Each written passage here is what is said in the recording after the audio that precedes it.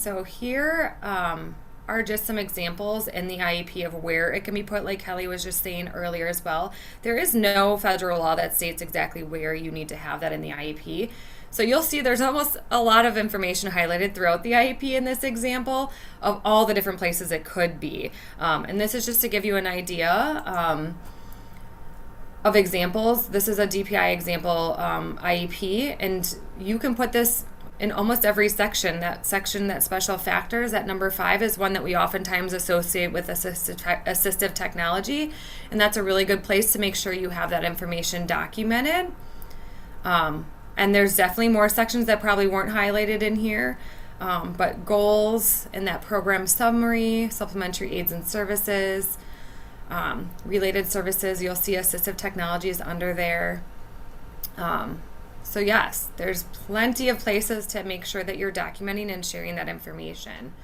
And I know different school districts, like Kathy was saying, sometimes have different expectations for their systems due to different auditing things that have happened in the past. So I know that there's specific sections in Madison that we say you must document here, so we have continuity between schools and between our district, but there is not a direct one that section that you have to have it in at all times. All right, Kathy, is Let's this think one? about, yeah, so let's think about what to expect, for an AT services or devices. This was something that came up a lot in our district. They used to say, oh, you can't give them the Cadillac, so you're looking at what is reasonable and what is reasonable in a specific time frame. So those are the things you kind of want to think about. Like what, so in other words, if a parent comes in and says, oh, they have to have an IBM computer and it has to have this part of an Intel Core processor or something like that. But there has to be then some knowledge in the backside of what exactly is it that that student needs. So if they're needing like refreshable braille, then oftentimes that isn't going to run like on a Chrome kind of a network. So yeah, then you're going to have to look at more of a robust computer. But again, like Anna said before, it's got to go back then to that feature match. So that's where the assessment for assistive technology is so important, you guys. Because that way, when parents and others are sitting in IEP meetings, you can say, the student really does need blank device because of these features. So you really want to have your ducks in a row when you do this. So you need to know what's expected. And also, for your parents out there, let them know that assistive technology is a service that can also help with them learning about the devices. If you're doing an AUG-COM device, part of that is important for us to go through and make sure that the parents know how to use those devices. So you want to make sure that, the service part as well as the device part is in the IEP. Both of those pieces are wholly important. Anna just wrote, it's also important to not write off an idea or option just because it was already tried. Absolutely.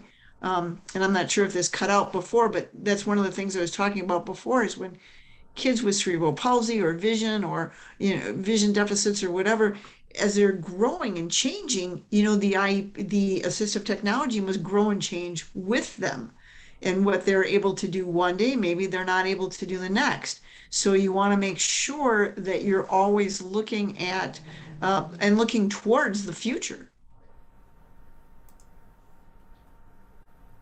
So this is very important. And, I kind of would like to see what other people are finding too, is that when you talk about who pays for what, that this is a huge factor when you're talking about devices. Now, when you're looking at wheelchairs, in my 33 years, I've never had a district purchase a power wheelchair for a child because it was one of those things where it's like the child's going to use it elsewhere. It's not just at school. And the child needs it for mobility all the time, not just at school. So again, it has to go back to an educational point. Okay. So yes, a child could be pushed around in a manual chair.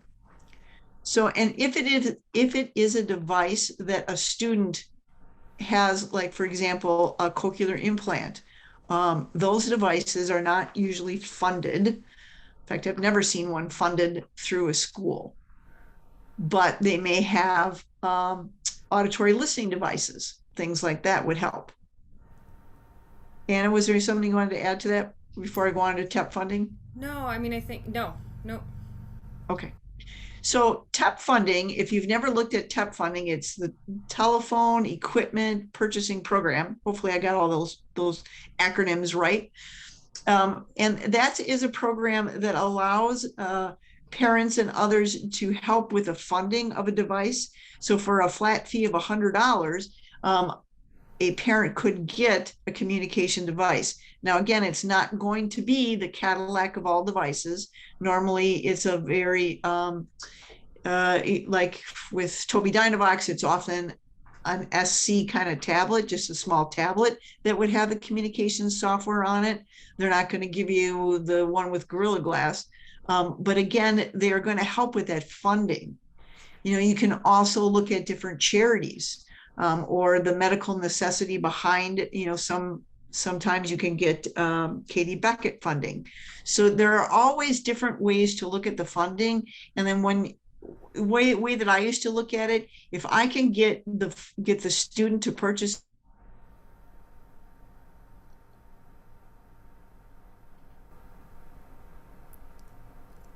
I think Kathy might have cut out again. Yeah, Okay. yes, All I right. think she Yeah. did. I don't, yeah. Yep. And if there is anyone else who has additional thoughts on who can pay for what, I know in different school districts, oftentimes for What loaners. about your charities? Oh, go I'm ahead. sorry. Oh, Kathy, you had cut out for a while. Sorry. Go ahead and finish. Don't forget about charities. Charities are always out there. The Kiwanis, they're very helpful. Yes. And Anyone I have anything think else to add? I was just mentioning that in Madison schools, oftentimes when we look at it from a school district perspective, when we're looking at even just how much students are using devices across multiple settings, so not even thinking just a communication device or AAC, but even Chromebook access. So students are having Chromebooks that they can use across settings now. We see so much more technology going back and forth between school and home. And that is provided by the school district, and there are features the student may need. And so that also makes, as part of the IEP process, and something that families should be aware of, is if a team determines that a student needs a particular resource or tool in the school environment, if they're expected to do those tasks at home, they should be allowed to have that device be sent home. And so there's that balance of really making sure that we talk through in detail what is needed in school and at home. And then if we are the ones providing that, if a school district's the one providing that resource, they're helping to support that at home.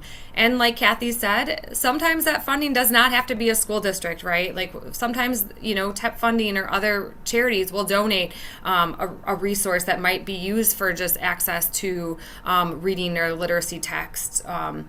So thinking about how you're going to get those resources to families, there's a lot of options out there, and just exploring what works best for each student is really important. Are there other resources that people have found that we might have missed on this list?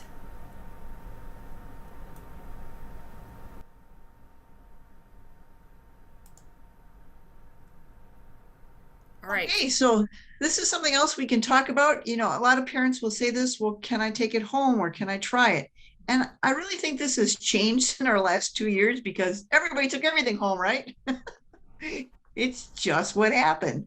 And it is important for them to try things. So where do I get stuff? You can always contact your vendors. Vendors will always allow us to help with funding. Like in this case, the Tobii Dynavox company will help with some of those kind of things. A lot of companies will give you like a 30-day trial of something. You just really have to kind of ask, to see what's going on there. Your CISAs, remember, if you've not been in all of our COP meetings, we did put together this map that shows all the different resources around the state of Wisconsin. So you basically pick your CISA, or pick your county. And then once you pick your county, it will tell you what services are available from that CISA, and always the statewide resources as well, anything that was offered through DVR. So this is a great place for you to go and find additional resources for your area. And then you'll be able to help your parents as well. You can send them to this resource too. So just know that that is available. And don't forget about the Atlc Library. That is our assistive technology lending library that has our communication devices in it. You can go there and staff, you just have to sign up for this. But once you're done, it is a free resource. You can borrow different OGCOM devices throughout the state of Wisconsin, and you get them for 3-4 weeks, try them with a student, and then it goes back to the library. And again, during that time, you want to be collecting all of that data that's very important for you so that you can make the correct decision onto whether or not that device is ready for that student. And the last one there, that is an educational tech point. This just came out. This is a free resource and it's called That Could Work for Me. And you can download this free resource, and it's about how kids can actually look at devices and say, oh, maybe this one will work for me. It's a great resource. It's kind of a follow-up to Hey, Can I Try That? Which was a few years ago that Dr. Penny Reed and Gail Bowser had created. So seek this out and find that resource.